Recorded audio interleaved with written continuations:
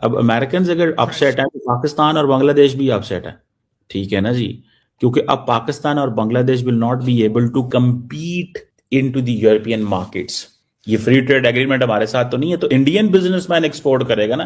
पाकिस्तान का ये पूरा जो बांग्लादेश के साथ मामला हुआ है, अगर पाकिस्तानी देख रहे हैं प्रोग्राम, तो कम से कम ये सोचें कि भाई आपका मैटर क्या है, आपका लेना एक ना लेना दो इस चीज से दूर दूर तक। भाई इस्लामी ब्रादर मुल्क, this is a sickness of the mind.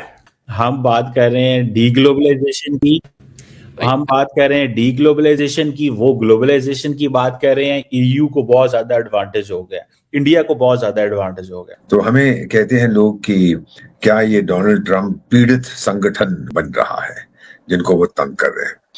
ये कहना बड़ा अच्छा लगता है, लेकिन मेरा नहीं मानना है कि हम कभी भी रिएक्टिव डिसीजंस नहीं लेते, हम प्रोएक्टिव डिसीजन। हम तो चाणक्य की संतान है, सोच समझ के हम बातचीत करते हैं। चाइना एक बड़ी इकॉनमी है, मगर हम हमेशा भूल जाते रहे, हम हमेशा कहते रहे कि जनाब बात यह है कि नंबर 1 इकॉनमी यूएस है और नंबर 2 इकॉनमी चाइना है, लेकिन हम बीच में यूरोपियन यूनियन को हमेशा भूल जाते रहे कि इससे हमें बहुत फायदा होगा और यूरोप को भी फायदा होगा, क्योंकि वो मार्केट चाहता है। बेटा, आप दुनिया की सारी चीजें बना लो, जब तक आपके पास मार्केट नहीं है आप कुछ नहीं कर पाओगे, और इकोनॉमी उनकी बड़ी बुरी हालत है। दोस्तों, जेमिसन ग्रीर एक अमेरिकी सरकारी अधिकारी और वकील हैं जो वर्तमान में राष्ट्रपति डोनाल्ड ट्रंप के दूसरे कार्यकाल में 20वें संयुक्त राज्य व्यापार प्रतिनिधि के रूप में कार्यरत हैं।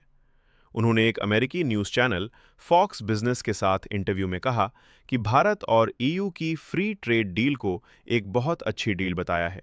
इंडिया ने यूरोप के लिए अपनी मार्केट को खोल दिया, जिससे वो अपनी कांच और वाइन को सस्ते दाम में भारत में बेच पाएंगे, जिसमें पहले भारी टैरिफ थी।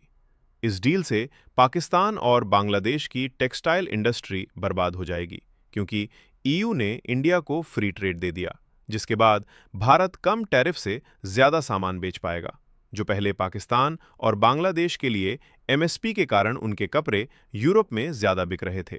इस पर पाकिस्तानी एनालिस्ट कमर चीमा का कहना है कि इससे पाकिस्तान और बांग्लादेश की टेक्सटाइल इंडस्ट्री बर्बाद हो जाएगी, क्योंकि इससे पहले एमएसपी स्टेटस के कारण वो कम दाम में कपड़े बेच रहा था, लेकिन अब मार्केट में जैसे ही इंडिया एंट्री लेगा, बाकी सब बर्बाद हो जाएंगे। इसलिए इंडिया की मार्केट का फायदा उठाने के लिए कनाडा के पीएम मार्क कार्नी ने पीएम मोदी से फोन पर एफटीए के लिए बात की है और मार्च के पहले हफ्ते में भारत विजिट पर आने की बात कही है।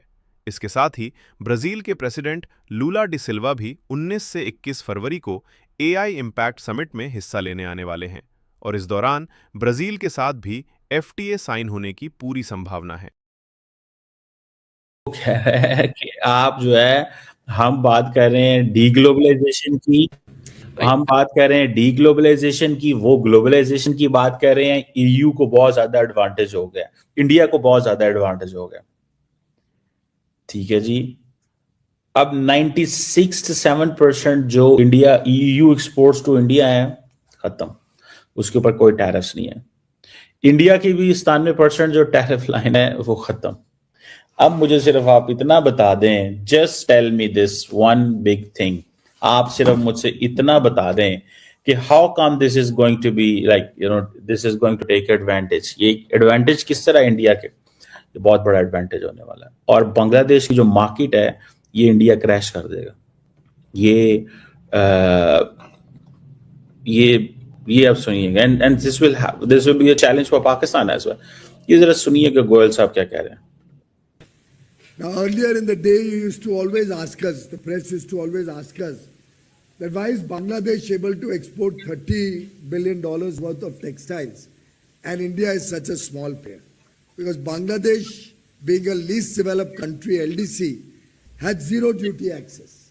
And they were able to capture $30 billion out of the $250 billion market of European Union in textiles alone. Now we see before our eyes a potential to grow from 7 billion to at least 30, 35, 40 billion very quickly, being an area of strength in India. And you can imagine that if we add this kind of business only in the textile sector alone, just only in the textile sector alone. We are looking at close to 6 or 7 million jobs coming into that sector. तो यहां से अंदाजा लगाएं आप कि किस पैमाने के ऊपर ये सब कुछ होने जा रहा है। यानी कि वो ये कह रहा है बांग्लादेश जो है वो, आप पहले कहते अगर $250 की मार्केट है यूरोप की टेक्सटाइल की फॉर एग्जांपल, वो कह रहा है इंडिया बांग्लादेश अकेला $30 ले जाता था, ठीक है जी, अब हम वो ले जाएंगे। अब वो कह रहा है 7 से 30-40 अरब डॉलर पे हम चले जाएंगे। बांग्लादेश तो वैसे ही फाइनेंशियली नुकसान में चले जाना है, बांग्लादेश ने तो पहले वैसे ही नुकसान में चले जाना भैया। ये है पॉइंट।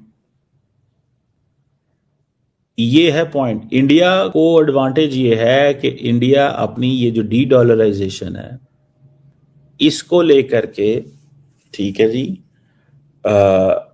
काफी ज्यादा डी डॉलराइजेशन कह रहा हूं, डी ग्लोबलाइजेशन को लेके अमेरिकन कंसर्न है। इंडियंस कह रहे हैं कि भाई हम तो अपना काम करेंगे।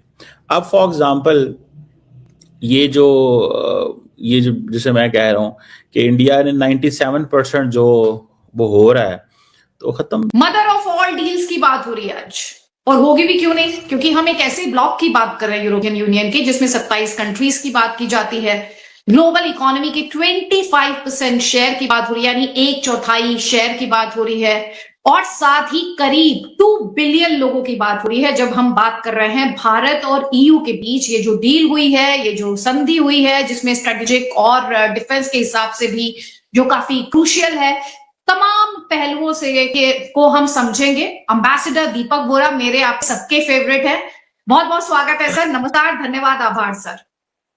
बहुत बहुत धन्यवाद कि आपने ये मौका दिया है एक बार फिर आपके शानदार YouTube चैनल में शरीक होने का। Thank you very much. अब शुरू करते हैं जब आप तैयार हो जाए। जी, thank you sir, thank you. मैं आज बहुत एक्साइटेड हूं क्योंकि आज आपको बारीकी से जिसे समझाना है उसे मदर ऑफ ऑल डील्स कहा जा रहा है, हिस्टोरिक डील कहा जा रहा है। आपने खुद, मुझे याद है, अपने लास्ट इंटरव्यू में मुझसे कहा था शायद 30 सालों का लंबा इंतजार करना पड़ा था। आप मुझे दुरुस्त कर दीजिएगा, ये 30 साल की लंबी एक्सरसाइज थी। तो आप सर सबसे पहले जो मदर ऑफ ऑल डील्स है इसके बारे में एक आम भारतीय को क्या पता होना चाहिए, वो जानकारी सबसे पहले सर आप दीजिए। एक तो ये है कि यूरोपियन यूनियन जो है उसके 27 देश उसके सदस्य हैं, और एक चीज ये भी याद रखिए कि ब्रसल्स में जहां इनका हेडक्वार्टर्स है, कोई भी डिसीजन हो वो यूनानिमस होना चाहिए, सब सहमत होने चाहिए। अगर एक भी कह दे कि मैं नहीं सहमत हूं तो वो डिसीजन नहीं लिया जाता। अब ये पहली बार है कि यूरोपियन काउंसिल जो है उसके प्रेसिडेंट श्री एंटोनियो कोस्टा, जो बाय द वे गोवा के निवासी होते थे उनके ग्रैंडफादर, तो उनका बहुत तगड़ा संबंध है गोवा के साथ। और फिर यूरोपियन कमीशन की जो प्रेसिडेंट है, उनका नाम मैं कभी प्रोनाउंस नहीं कर पाता, बस उर्सुला वंडर समथिंग, तो मैं उसको उर्सुला वंडरलैंड कहता हूँ। और ये दोनों चीफ गेस्ट थे हमारी रिपब्लिक डे में 26 जनवरी की। पहली बार था कि हम यूरोपियन यूनियन, इंडिविजुअल कंट्रीज ने, यूनियन को हम एक ऐसा सम्मान दे रहे थे। फिर हमने एक डॉक्यूमेंट साइन किया है। डॉक्यूमेंट में ये लिखा है कि भाई हमने जो बातचीत करनी थी फ्री ट्रेड एग्रीमेंट की, वो खत्म हो चुकी है, अब डील जो है उसको साइन करेंगे। इसमें टाइम लगेगा क्योंकि कई महीने लग सकते हैं। दोनों तरफ के जो एक्सपर्ट्स हैं, जो लॉयर्स हैं, वो पढ़ेंगे, वो देखेंगे, और फिर ये अच्छा है, ये बुरा है, सारी चीजें वो लोग बड़े ध्यान से देखते हैं। उसके बाद फिर वो लोग फैसला करेंगे कि भाई अब हमको क्या करना है। तो ये पहली चीज है।